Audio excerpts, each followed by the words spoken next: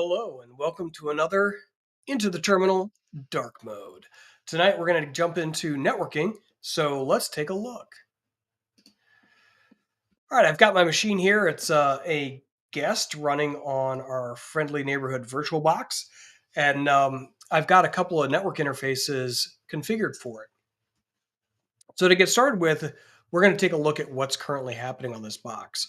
So I'm going to use NMCLI, that's the Network Manager command line interface, to take a look at my connections show.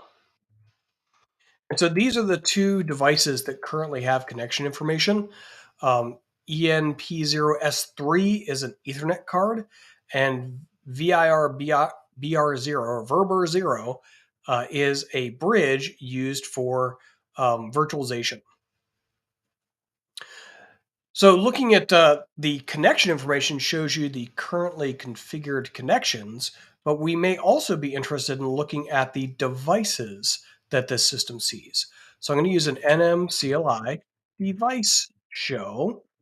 Whoops, try that again. NMCLI device. And that shows me that there is another Ethernet card attached to the system, ENP0S8, which is currently disconnected. And so, what we're going to do to start off the episode is apply a configuration to that secondary network interface card. All right, we're going to NMCLI connection add. And one of the nice things I like about NMCLI is it's bash completion aware. So if you have the bash completion RPM installed, if you ever are stuck at where you need to put next on the command, you can hit tab a couple times and it'll show you all the options. Now this has a lot of options because I'm at the point where I need to specify information about the connection I'm adding. So I'm going to add a connection name, and we're just going to keep it the same as the interface so it matches a similar naming convention to the one that's already there. So EMP0S8. And then we're going to make that change to the interface named ENP0S8 and type Ethernet. All right, and we get this message out that the connection has been made successfully. And if I clear my screen and do a NMCLI connection show, in fact, I'm going to do it a little bit different. I'm going to use the shortened version just for 8th Doctor. You can see the ENP0S8 now shows up in the list. It's colored yellow because the default configuration has it doing a DHCP lease. And so it's yellow because it's currently trying to negotiate that. If it's successful, it'll turn green like the others. All right, so that's a little bit on getting going with networking. So showing your connections, showing your devices, making a quick configuration of an existing device. So why don't we go ahead and transition into a little bit more detail.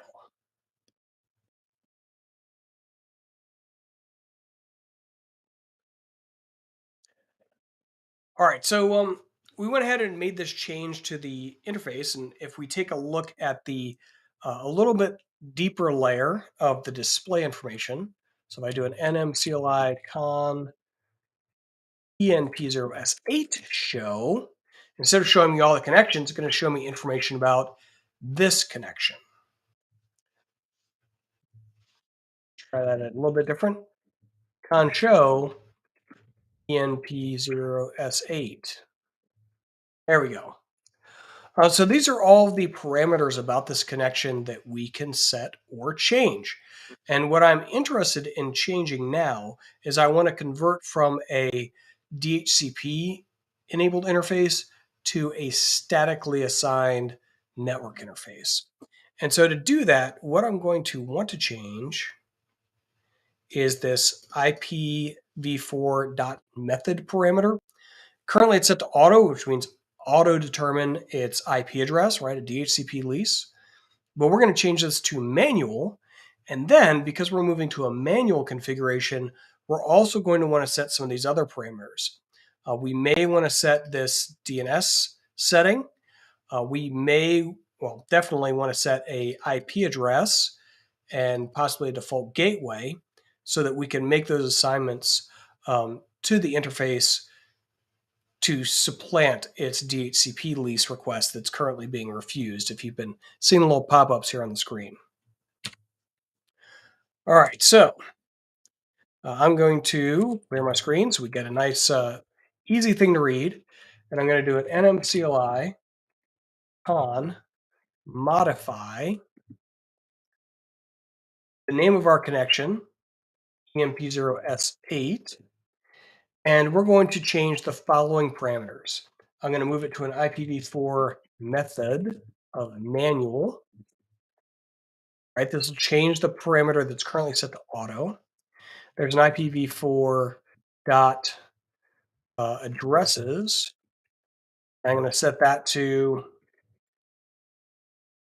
something appropriate for my network and a net mask. And I'm going to set my gateway as well.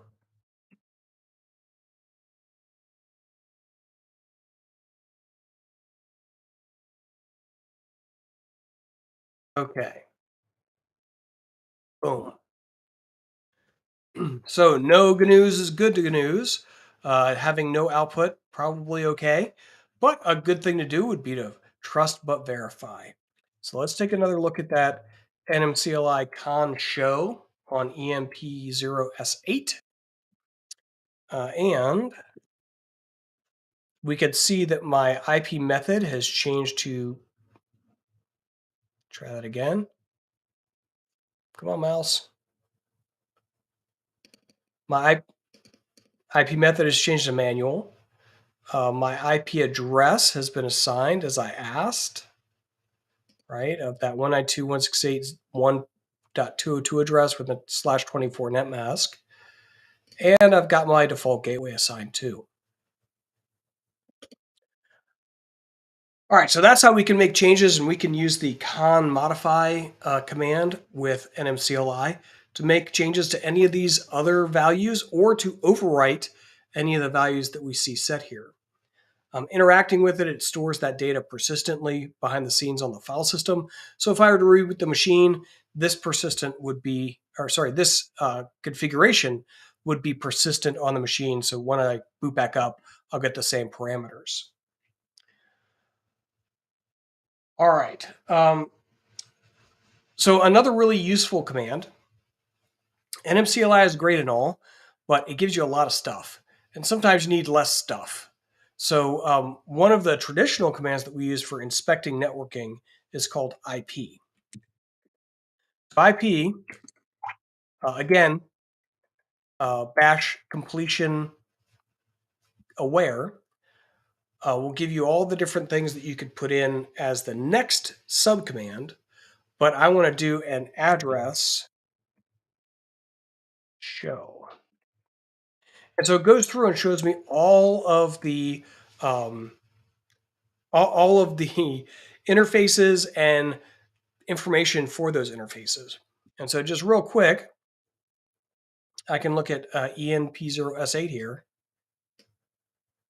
All right, one that's interesting would be that it's up. All right, this will actually, if it was a physical network interface and we unplugged it, that would go away. So you can actually see if there's a link or not assigned to the interfaces. And then you can see here on the iNet line, I get my IP address and net mask and the broadcast address that's been calculated from those two. So we could do some stuff like IP address show pipe into grep iNet, and it would just show me those iNet lines out of that list. And I wouldn't be able to identify like which internet interface goes with which, which address goes with which interface anymore. But I could just very quickly see what IPs are configured for this machine. All right, so here's where we're going to take a quick pause. Remember that if you enjoy this content, don't forget to like it. If you think somebody else would get value from it, don't forget to share it with them. And if you want to know when we're doing these episodes, you can subscribe to our channel and you'll get alerts. Also, thanks to it being a live stream, you can ask questions in the chat. And I'm watching the chat right now. So if you have any questions, you can put them in and I will address them in this second deeper dive part of the show. All right, the next thing we're going to do is we're going to take a look at some troubleshooting commands. So networking is often problematic, but um, luckily for us, it is uh, extremely consistent in how it works, right? So if I was having a problem with this host and I wanted to see whether this host was having networking problems, there's a layer of things that I would go through to check where that problem might be. And the first thing that I might check is something like a ping. And when I do a ping, I'm going to ping by IP address first. And we can see that we're getting a response back. So thanks to my ping by IP address, I know that traffic is able to exit my system, go through the default gateway for the system, be routed through my ISP to wherever this 4.2.2.2 address is, and traffic is able to get back to me as well. So if I was looking at this output, I'd go, I don't think that I'm having a networking problem, right? Like my traffic is going out and coming back. So that part is fine. But if I do a ping www.google.com, hmm, hmm, that doesn't work so good. So what's the difference between these two? Well, if I'm pinging by IP address, I'm telling it where to send the packets with its IP address. Whereas if I do it by host name, there's an extra step that happens, which is I need to resolve that host name to an IP address so that I can then ping the IP address. So because that setup is kind of consistent, I know that my problem is not the IP layer, right? I was able to successfully ping an IP earlier. The most likely culprit is my DNS setup because it's the resolution of the host name that's causing me problems. So we have a couple of tools that can help us out with that, like Dig. So this will try and do a DNS resolution to get the IP or whatever kind of DNS record goes along with this host name. And we can see it's taking a long time. Ultimately, it's going to fail. It's going to time out and fail, and I'll get an error message.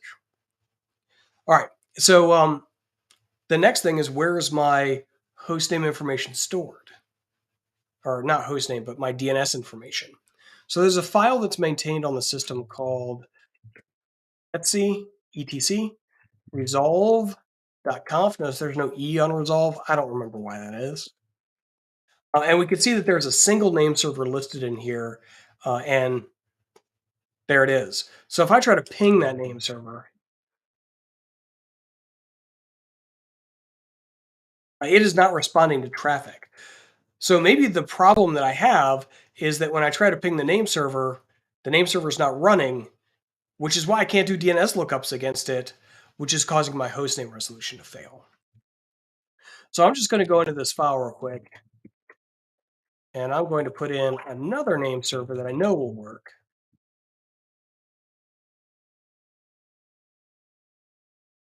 And now when I do my ping on www.google.com, hey, there we go. We're working. All right. So that's kind of how you troubleshoot stuff. You check at the bottom layer. Am I plugged in? Do I have an IP? Can I ping somebody else's IP? Maybe on the same subnet first, and then if that works, maybe go through the default gateway to ping something outside of your subnet. Can I do hostname lookups? If you're not able to ping someone outside your subnet, a really, really handy tool is called MTR. Let's do Google. So MTR is my trace route. It is an updated tool compared to traceroute. So a traceroute sends out a series of three packets to get from here to your target host, right? My target host was www.google.com. And traceroute will send out a series of three connections and will trace all the stops that that packet makes on its way to your target destination. My traceroute, or MTR, on the other hand, continually sends that list of connections. And then it updates what we see here with that data live. So if one of the hops um, in our route was to change, we would see that noted in the output. At the hop number, we'd get a secondary host, and we'd start seeing packets update for that secondary host. If one of the hosts on this path is dropping traffic, we would see that too. It would bold the host that's dropping your traffic, and it would also, we'd see the loss percentage start to increase as it's dropping more and more of our packets. All right, let me see if I can maybe do something along those lines. All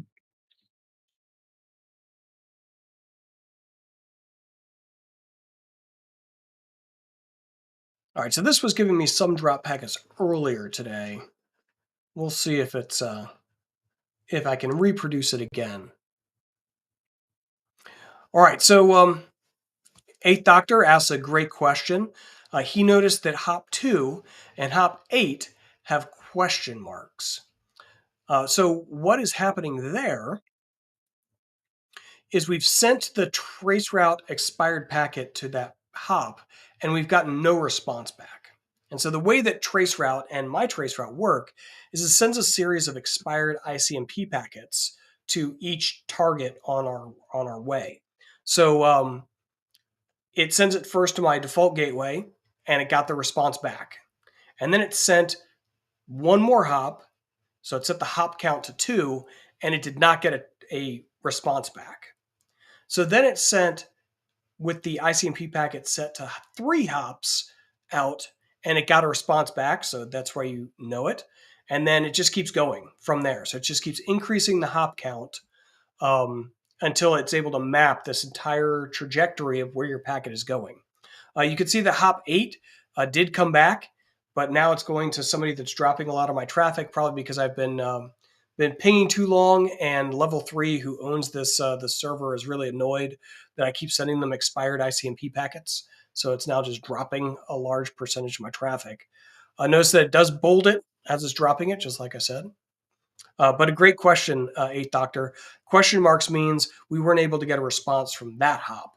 And that's not uncommon. That's a kernel parameter that you could set, or a parameter that you could set in your gateway, like your routing equipment, to not respond to expired ICMP traffic.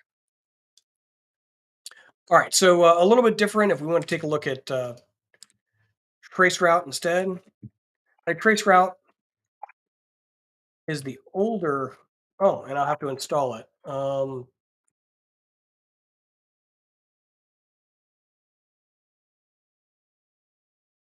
Traceroute is the older tool. In fact, I don't even know if it comes from its own package. It may come from like IP utils or some weirdly named package with older utilities. But the big difference is that instead of continually tracing, Traceroute will just send out three packets to each hop. And after that, it doesn't send any more, and then it closes out. Oh, it is its own package. Good.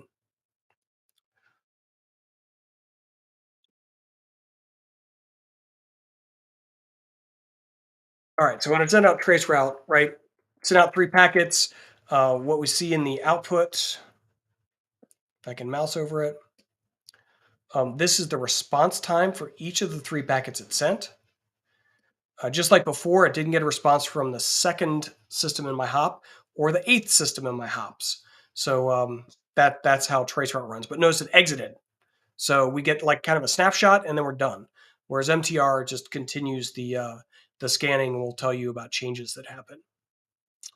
All right, Eighth Doctor asks, why don't more servers do that generally? Is it mainly to keep tools like this working? Good question. Um, so depends on what you want to do. Um, by not responding to ICMP traffic, um, you will cut down on the amount of weird ICMP traffic that you get. Also, a lot of tools will like ping a host before it tries to connect to a host. Well, ICMP traffic, that's how ping is orchestrated as well. Ping sends an ICMP packet to the target host. If you turned off ICMP responses, then they never get something back. And if that's what your tool is written, then after a failed ping, it just doesn't do anything else on that host. Um, yes, we can see your comments, Michael. Um, so if you're using tools that rely on ICMP connection verification, that could be a reason why you'd keep it turned on. A lot of net, monitoring stuff will also work off ICMP traffic. So, like a basic health check for a monitoring software for a host would be to ping it. So, if you turn off pings, then obviously that doesn't work very well, and you have to rely on something else to determine whether the host is connectable and in good health or not. Which you could do, but it would be an extra amount of effort because the most of the monitoring software will come with a ping check kind of installed to make sure the host is up and running. So that's kind of why ICMP traffic is still a thing. Michael asks, Zabbix, for example. Yes, Zabbix would be one of those that includes a ping-based health check as a basic check for a host. Um, Zabbix can also be extended to do other things. So you could do stuff like um, I don't know, a Python script that does a port open against port 22 of the machine to see if SSH is listening. That might be a way that you could verify whether the host is there or not without using ping, but you'd actually have to like write the Python to open that port request and handle the response stuff. What's special about ICMP packets versus expired ICMP packets? Good question. So an expired ICMP packet comes back with an error message, whereas a ICMP packet comes back with a response. So it turns out that if you turn off ICMP packet responses, depending on the operating system, that could just turn off ICMP packet pings or responses to something like a ping. But if you send an expired packet, then it triggers a different mechanism in the ICMP stack, and you get back an error message instead. So if somebody's turned off ICMP echoes, which is a response, they may still respond to an expired packet that they've received because it's using an error response rather than a echo response. So that's why we use expired packets um, instead of just regular ICMP packets. Great questions. Real deep. We're getting real deep up in here in dark mode tonight. All right. Um, oh, now that we fixed DNS, we could probably do our dig. So this didn't work earlier. Remember, it timed out. Now it works fine and says that here's what the question I asked. Come on, mouse, you can do it. Oh, I fail at mousing in this VM. All right. So here's the question I asked. I gave it www.google.com. I'm asking for an internet address that goes along with it. Uh, we did a DNS lookup over at 4.2.2.2, and here's the response that came back that www.google.com has an address of 142.250.217.228. So thanks to having happy DNS, we get DNS queries working. All right. So I think we covered everything on my list. Ping, MTR, dig, IP command. Yeah, so I think we're doing pretty good. Um, oh, one thing that we covered in the regular episode that we didn't touch on here, rolling back to our NMCLI discussion.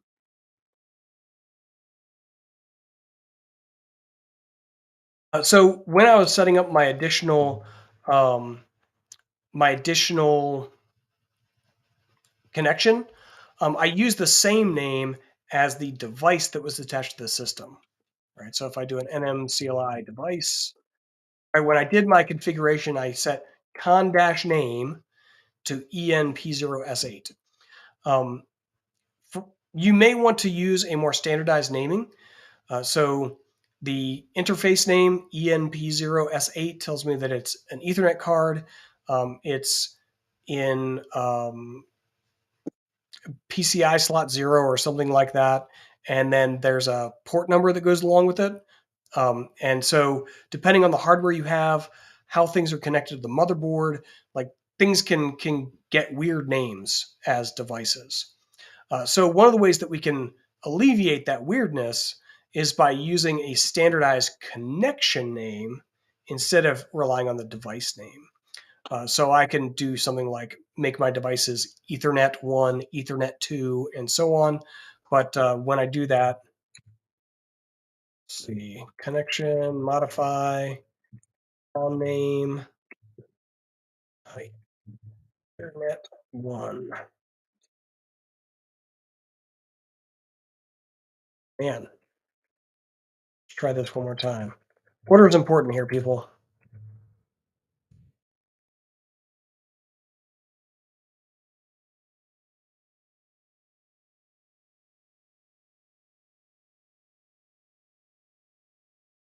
All right, so now if I do an NMCLI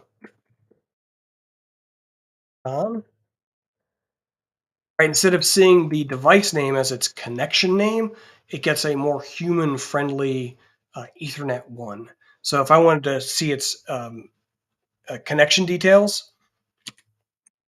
I can do a NMCLI con show Ethernet 1, right? And this will give me all the details that go along with that rather than using its rather obtuse system name of ENP0S8. All right. Eighth Doctor asks dig versus NSLOOKUP. So NSLOOKUP is another DNS lookup utility, right? So it gets kind of the similar set of information as if you use dig. It tells me the server I'm sending my queries to, tells me what I asked for, tells me the answer. The difference is um, dig gives me a lot more DNS information or DNS like information. Right, so this is the actual record from the DNS server, right? It has a time to live of 124 seconds. It's an internet address record, and here's the address. Uh, so if I look at the output of NSLOOKUP, it has functionally the same content, right? It tells me who I asked for, it tells me the answer to my question. But what it doesn't have is the additional details like this that I could use to populate my own DNS cache um, or my own additional records locally. Plus, if it's something like a CNAME record, I believe DNS or NSLOOKUP will tell you if it's a CNAME record. Here it's really clear because it says CNAME. Also, with dig, you can query other types of things like text records. Um, so you can get more information out of the DNS records that you're querying against with dig than you can with NSLOOKUP. NSLOOKUP is a much older application. For a while, it was deprecated. I think we undeprecated it and left it in the distribution because people like it. Dig lacks the info on IPv6 for some reason. It's just not part of the default. Notice I didn't give it a IPv6 address. So if I did a dig, I think there's an option. Hold on, let's take a look at the man page. Yeah, dig 6.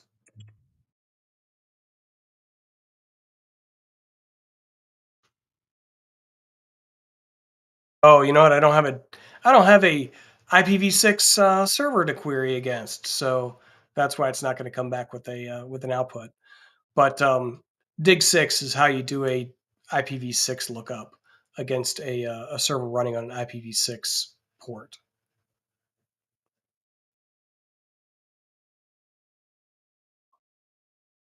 It seemingly only reported IPv4 while NSLOOKUP returned both. Yeah, I mean, I don't know why NSLOOKUP is returning both. It didn't used to, so maybe they did an update for it. But a lot of the commands that are IPv6 aware, you have to use a special option. Like SSH has a special option you have to use when connecting to an IPv6 um, host, and it looks like DIG has a similar option for connecting to IPv6 interfaces. All right, well, we are at the end of our time together, so I'll give one more chance for questions. And while I wait on that, I will remind you to like, subscribe, share. And if there are any questions that you have that come up after, or you're a deferred viewer who's watching not live, please feel free to use the comment section, and we will answer them.